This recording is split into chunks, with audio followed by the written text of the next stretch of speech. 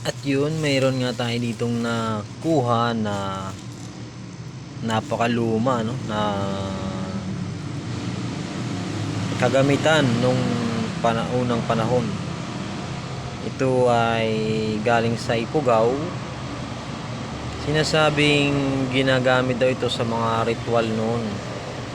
So hindi ko na maano kung anong klaseng mga ritual ang saan ginagamit ang ganitong bagay. Pero ang tawag po nila dito ay bulol, galing sa Ifugao. Nasa 150 years old na rin daw po ang items na ito. At napakaganda kolektahin ng mga ganito kasi bibihira na yung mga ganito ngayon. Bibihira na ang gumagawa ng mga ritual ngayon dahil high-tech na ang teknolohiya ngayon. So ito, napaka-collectible na rin ito.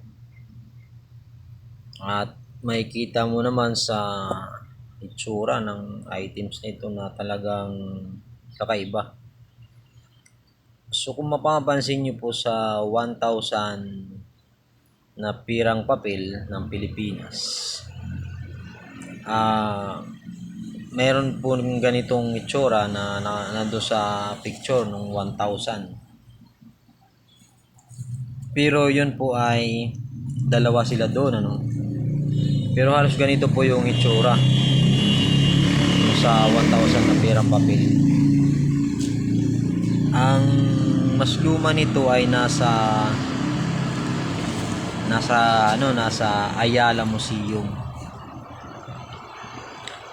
At sinasabing ang unang mga gawa talaga ay sa kahoy. Yung kahoy talaga na matitibay, yung unang mga gawa nito. Pero ito di ko matukoy kung gawa sa kahoy o sa putik.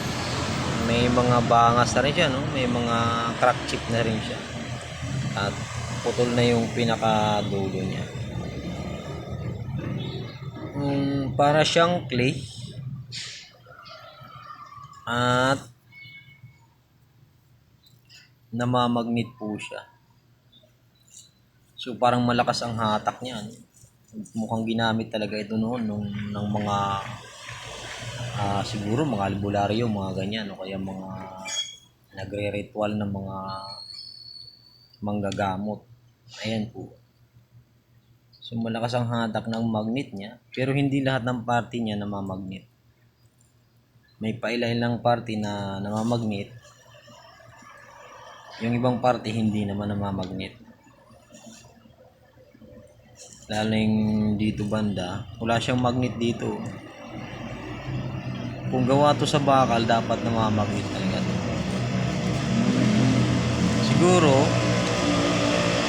gawa to sa clay, yung putik na matibay, at may nahahalong mga natural stone na namamagnet. Marami yan sa atin, yung mga namamagnet ng mga bato. Ayan, malakas ang matak ng magnet niya, oh. So napakagandang i-koleksyon yung mga ganito dahil napakaluma na rin po. So ang tawag po nila dito ay bulol, isa pong ritual object. Yan. At talagang napakaluma na po.